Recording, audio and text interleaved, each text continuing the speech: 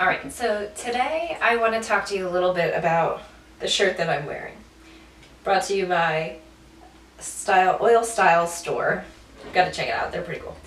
This says, "Be your own healer." Now, as I put this on this morning, I was really thinking about what it means to be your own healer. What does that mean to take your health in your own hands? And a lot of times people take that to the extreme. Like, I'll never see a medical doctor. They're all a bunch of quacks. They just want your money. And I will tell you, coming from the realm of healthcare, that is not true whatsoever.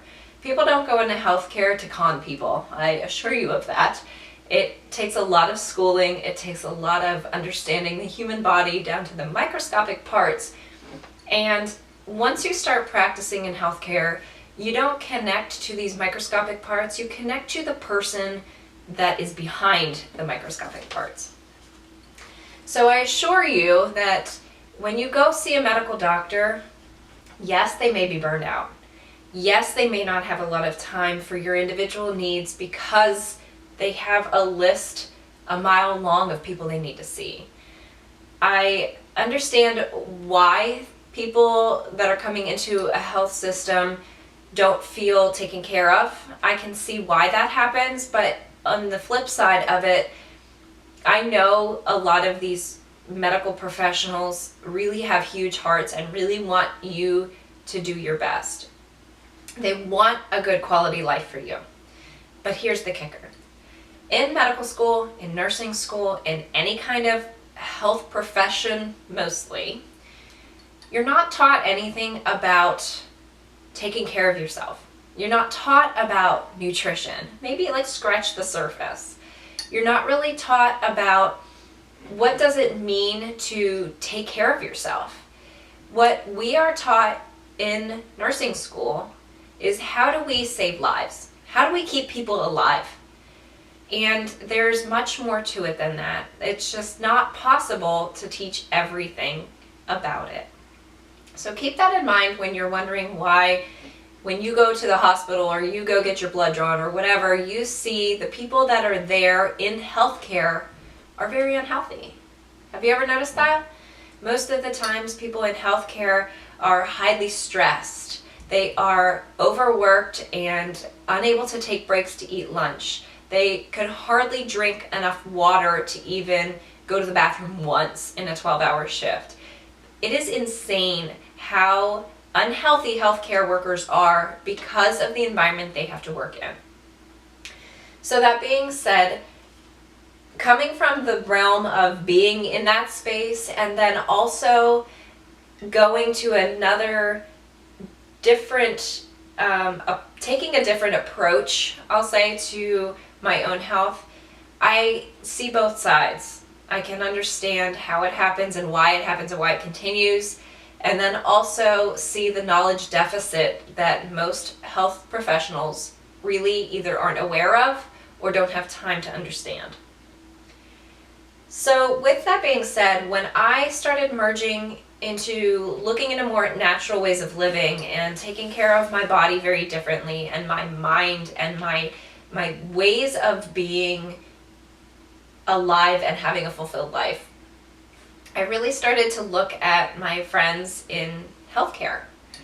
And I would see that there were practices that were basically telling you to do something and they themselves were not doing it. So it's a do as I say, not as I do kind of thing, rather than this is how I do it.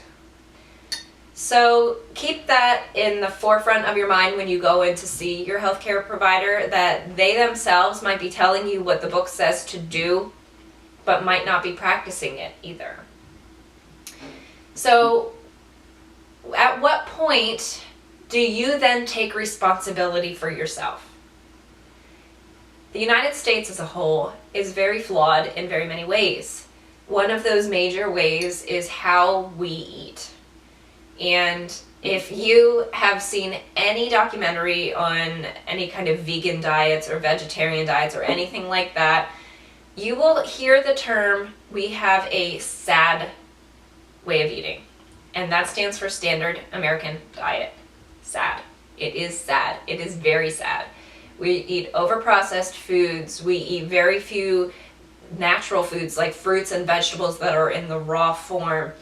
We have too many sugars and chemicals in our drinks and aren't drinking enough water. We aren't moving our bodies enough. Very sedentary ways of living. And all of that couples it together and it becomes disease.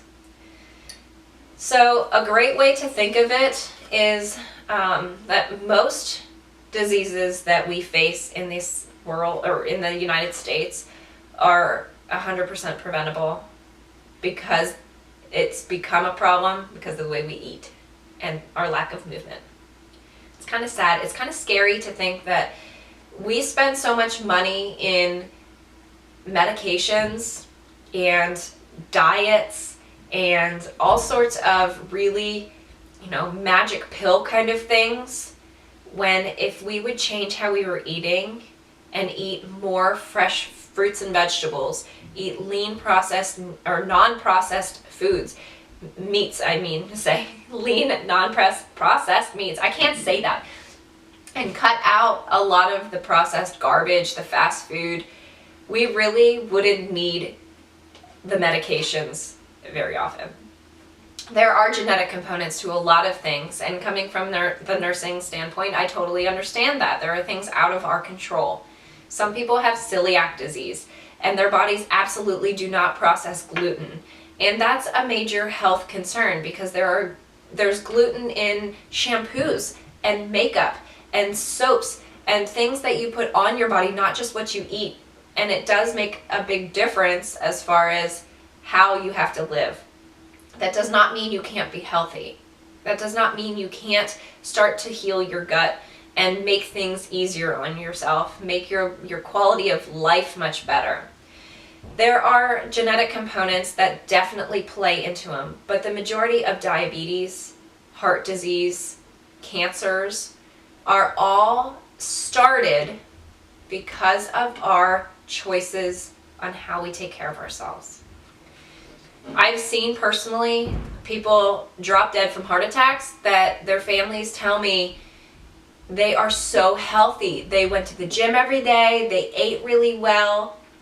Come to find out, when asking what they do for a living, they work many, many, many hours and are stressed out and basically work themselves to death. And unfortunately, that's where I see healthcare workers going. Previously, in the job that I worked at the hospital, we worked 12-hour shifts. Those are long hours. And when you're understaffed and people are getting sicker and sicker and sicker, the person that is taking care of these sick people doesn't have time to take care of themselves. I've been there. And I thankfully realized that I can't sustain that. That is not going to be something that I am willing to do for the rest of my life because it could cut my life short or change my quality of life. That does not mean that it is not a great job. I don't mean that at all. It is a wonderful job and I learned so very much. But you have to do what's right for you. And if you're at this stage in your life where you feel you're just getting bounced around between doctor and doctor, you're not really being told, what's best, what should I be taking, what shouldn't I be taking, what medications do I need now, what side effects are causing these other side effects, I encourage you to take a step back, to look at what you are doing to yourself and take responsibility. Be your own healer.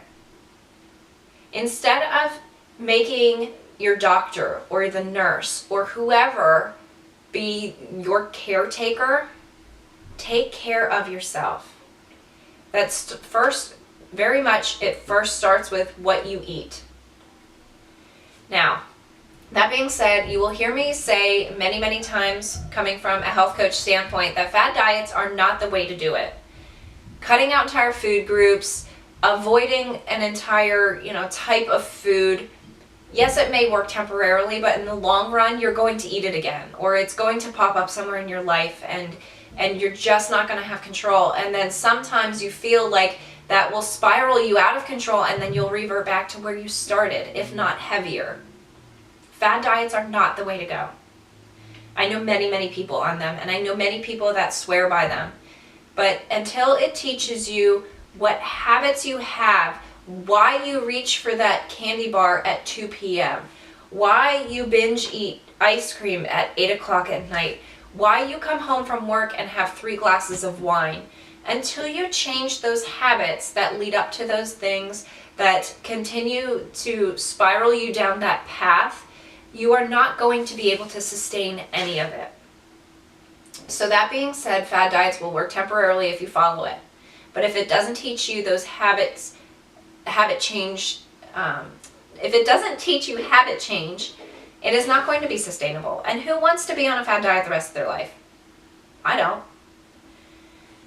So I encourage you to take a step back. When looking at why something isn't working for you, why is this not serving you, why are you getting so frustrated over something, instead of constantly beating a dead horse and pushing yourself through these brick walls, back up. Take a step back. When I did a training on self-defense, it was very interesting and eye-opening to me that instead of constantly fighting against the person that's trying to fight you or pull you in, you go toward them. You push against them. You go to the problem. You go head on into the problem. And I know a lot of people are sitting there thinking, I just don't know where to start. I've let myself go for so long.